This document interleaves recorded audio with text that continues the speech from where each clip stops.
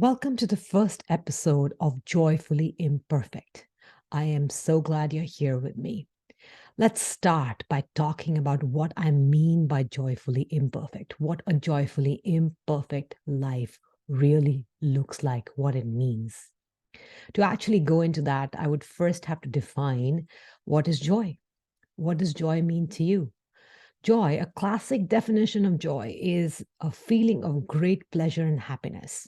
And Webster Dictionary defines it that it is a feeling of great pleasure or happiness that comes from success, good fortune, or a sense of well being. Now, how do you define success, good fortune? And how does it affect your sense of well being? Depends on you. It, for most of us, we treat it like it's an external game. The success and good fortune is something that exists in the outside world, and that impacts our well-being, and that's what gives us joy. When in fact, now think about this, it is really an internal game. We'll talk more about that in this episode a little later. But before we do that, let's dive into the other part of what we mean. Let's talk about imperfectly here. To talk about imperfectly, we have to talk about what does perfect mean. So, a perfectionist is someone that needs to be or appear to be perfect, or even to believe that it's possible to achieve perfection. The challenge in that is that somebody who is a perfectionist is usually creating a moving target for themselves, because that is usually someone who has certain goals they believe they need to achieve, and they need to achieve it perfectly or exactly, except that those goals for themselves or others, or those expectations from for themselves or others, are exist outside of them and are also moving. So if they achieve A, they look at it, okay, I did it, now what? And move on to achieve B. So a perfectionist is somebody who's always got a moving target, but has to achieve that moving target perfectly. So, in fact, will never achieve that target. Now, this can showcase in different ways in different people's lives. It could be that it shows up in you being very detail oriented and somebody who has to do the task in a certain way perfectly and gets caught up in the details. Or it could be someone like me who likes to take on too many things, because if this is not working at 100%, then let's move on to something else. So that's how I define perfectionism. Perfectionism in psychology is a broad personality trait characterized by a person's concern with striving for flawlessness and perfection, which could actually just mean how they perceive what other people think of them. And when you are worried about what other people think of you and trying to do it perfectly, can it be challenging? You may think about it. Maybe it's your job at which you're trying to be perfect. Maybe you're trying to be a perfect mom or a perfect wife. Or if you're a perfectionist, probably all of the above. Do you find it challenging? Is it a target you can never achieve? Possibly. That's why we do life joyfully, imperfectly. As a recovering perfectionist, believe me, I understand. I completely understand. I fall into that trap again, and I have to pick myself up and remind myself and step out of it. So, having said that, I would love for you to think about in this moment, how do you show up in life? What are some of the areas or some relationships or some ways in which you're trying to do things perfectly? And in your eyes or in others' eyes, as you see it, you're falling short. It's important that you think about it because this is an important part of how it sucks your joy. It did mine. All I can tell you this, all I wanted was joy. And all I could do was try to do it perfectly. And guess what? The more perfectly I tried to do it, the less joyful I felt. So that's why we do life joyfully, imperfectly. So, welcome to this broadcast, and we'll be talking about joyful imperfection in all kinds of different ways, in all kinds of different arenas, in all kinds of different parts of our life through these different episodes. Some of it will be just me talking to you like this, others will be guests coming in talking to you. So, having defined what is joyful and what is imperfectly, I invite you to see and reflect on yourself and think about what it looks like for you and how it can show up differently. I did take some notes. So you might see me uh, looking down, but that's me doing this podcast imperfectly. But let's talk about some traits that you see in somebody who is a perfectionist versus somebody who's doing life joyfully imperfectly. And I will share clear examples from my life to highlight that because that's what I can do.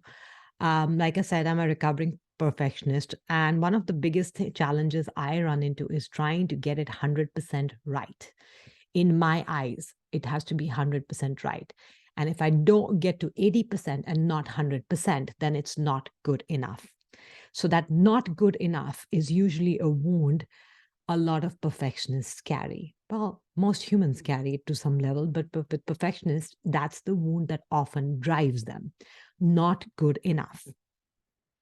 It could have come from, well, usually it comes from your childhood in different ways, and we'll go into that in a different episode. Today, we're actually going to talk about the actual characteristics of it. So, at least for me, the way it shows up is any task I take on has to be 100%. And if it's not, I often drop it. So it becomes a 0 or 1 game. So instead of being pleased with where I have reached it to completion, say I got it to 70%, I will still have this sword hanging over my head saying that, oh, that's not enough. That's not enough because it's not 100%. But when you have that energetically, it's just sucking the life out of you, even if you're not looking at it or not doing this. So you've reached 70%. I've reached 70%. Say, let me use an example. For example, with food with my family, I like to eat healthy and I like to feed my family healthy, including my dog.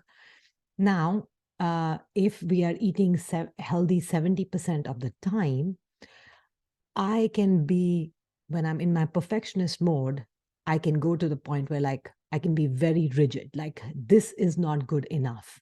We have to do it 100% of the time, or at least 95% of the time. And if it's not, then even if you're doing it 70% of the time, that means I have failed. I have failed.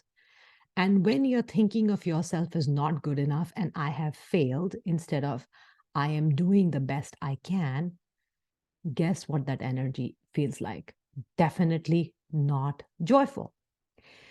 So, joyful energy, joyful imperfection instead looks like giving it my best, getting it to 70%, and then being okay with it. That means that if my kids choose to eat chips and outside, and I have 2 teenagers, guess what? They do a lot of that. And they have really taught me how to be okay with imperfection in the food area. Trust me. Um, but I have certain boundaries I set. So setting that boundary so that I have peace of mind and also allowing flexibility so everybody has their autonomy. Oh my God, what a thought. This is possible. And I thought that when I said, this is how it has to be, this is just how it has to be. So perfectionism leads to rigidity, not being able to change your mind, not allowing other people autonomy. In this case, in this particular example, not allowing myself space and autonomy to be who I am. So I invite you to see where in your life you are acting out this perfectionism and how you can change it to be joyfully imperfect. For me, for example, I'm like, okay, if we eat healthy 70% of the time, that's me and my husband. My kids, more like 50%, honestly, at this point. We are good. We are good. As long as one meal of the day is healthy, we are in good place with the kids. And as long as we eat healthy most of the week and on the weekend we splurge a little, we are good. And sometimes when we travel, it's more than the weekend, and that's okay too. But that recognizing and setting boundaries and setting up my space so that I can eat healthy most of the time without having to think has been very, very critical to that. Also, allowing myself to enjoy the things I don't consider healthy without guilt and shame, and actually enjoying them means that I need less of it.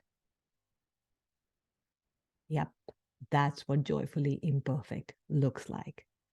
So pay attention to where it is showing up in your life. A second way it shows up is needing to make the right choice or decision. And now you may think like it's the same thing as the first one, but it's not. There's a difference between trying to do something 100% right, or trying to not make a mistake at all in what decisions and choices you make. What this does is it leads to indecision. So, how many times do you make a decision? Now, previous example is you can make a decision and become very rigid about it. Or on the polar side of it, you can make a decision and get so caught up in which one should be the right and being so scared to make a mistake. How many of you are scared to make a mistake? Yeah, that's been drilled into us since we were kids as well. Making a mistake is not okay. Guess what? If a toddler did not fall down when they tried to walk, how would they learn to walk? So if you don't make a mistake, how are you going to learn to do anything better? Yeah, just a thought. But needing to get it right really leads to indecision. For me, that will look like something simple, like, oh, we need to go to, actually, this is not simple. We were planning our summer vacation travel recently, and we have some friends going to Spain, and we have family in England. We decided we'd go to Europe this summer, um, and things are expensive. So we were like, oh, should we go to Europe? Should we not go to Europe? In Europe, could we go to England? Could we go to Spain? Could we, my daughter, throw in Greece in the mix because that's her dream place to go? So, what should we do? And that indecision, as long as you're in this energy of indecision, there's a lot of energy and you're wasting, and it's sitting on your shoulders. And this may show up differently for you. I'm just giving you an example. But indecision, where you're trying to get it just right, like, oh, if I, for example, if I go to Spain and not to England, I'll miss out on seeing family. Or if I go to England, then I want to go to some other place as well. So, oh, I'll miss out on this. Or if I don't go to Greece, then I'll miss out on this. The fear of missing out was driving the decision. So the decision needed to be right. Now, how do you counter that? How does it work? Like, there's so many decisions in life, right? You're maybe trying to hire somebody at work, and you have to make a decision who the right person is. And sometimes it's as simple as sometimes it's a very logical process and a simple thing of making steps and making a list and defining your pros and cons. Many of you are very logical people, so that's one way to do it. But sometimes logic doesn't agree with what you really want in your heart. So, what is the right decision in that case? And if you're going between your head and heart constantly, especially when it's a vacation we're talking about, right? When you're going between your head and heart constantly, you're always feeling like, oh, I wish I could do it this way, but it makes more sense to do it this way. So you're caught up in that indecision because you want to get it right. You don't want to make a mistake. Underlying thing is you have to get it perfectly. At times like this, in a joy, you can get really stuck, or you can make a decision and still constantly have regret, or second guess yourself, or just doubt yourself. If you're doing that, you're not in alignment with your decision because you made a decision from a place of wanting to get it right. So you made a decision from a place of fear. In joyfully imperfect life, we make a decision from alignment, which means we get centered before we make any decisions. And what does that look like? Well, I'll share many techniques with you about how to get centered and how to get aligned with your heart, with your body, and your mind. And only when you are in alignment is the decision that simple. Now, for certain, it won't be true for everything, right? Maybe tonight you want to have ice cream and you say, oh, I am going to be like, I'm just going to enjoy my ice cream. Or you're going to say, no, it's not in alignment with me today. I'm not going to eat it. Certain decisions are going to be very simple. Other decisions like taking a vacation or where to go, or whether to take a job or not to take a job, or hire somebody at work or not to hire somebody at work, or hire somebody at home to help you or not, maybe bigger decisions may require more evaluation. In that case, it's important to get centered before you make a decision. And only when you're in alignment can you make a decision. In a joyfully imperfect place, there's another way to do this. Get aligned, make a decision, and let it be. And if it doesn't work out, change your mind. What a thought. Change your mind and make a different decision. And as you do this, you get better and better and better at making decisions versus getting caught up and getting stuck with the decision you made. All right. So that was a lot, but I'll share one more thing in which perfectionism actually shows up in your life and limits you. And the biggest one, which you may not even recognize, comes from your need to be right, need to do things perfectly, need to get it right, is overwhelm. When you take on too much and are unable to do things, often get burnt out, or you're trying to do too many things, or trying to do a few things just right. Overwhelm comes in. And what does it look like? Often it looks like indecision, feeling panicked. For some people, for people like me, when I get overwhelmed, it's like I often lose it with other people. I'm getting overwhelmed, I'm getting ticked off because guess what? Inside me, I'm feeling like anxious. So that's what overwhelm looks like. And when that shows up, you cannot make decisions from that place, my dear friend.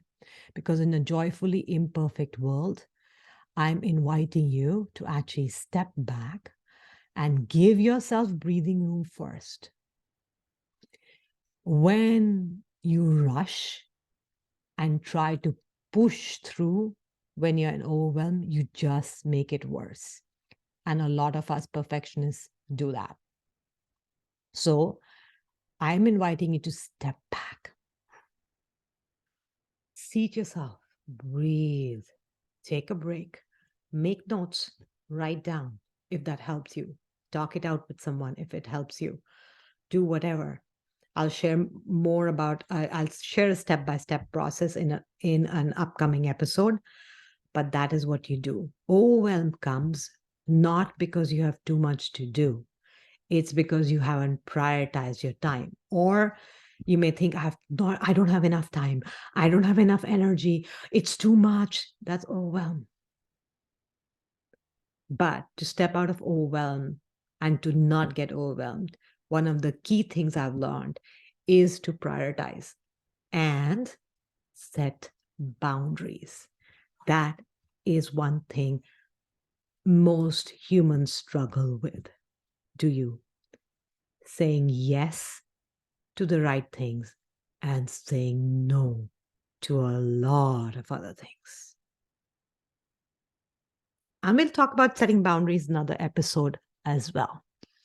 So those are some characteristics of trying to live a perfect life and losing yourself and losing your joy. Instead, I invite you to step into a joyfully imperfect life, which allows space, time, and energy for you to be you and live joyfully. All right. Thank you for listening. I am so glad you were here. I would love to hear your comments down below. I would love to hear from you. Share what you would like to hear in upcoming episodes. Thank you. Bye.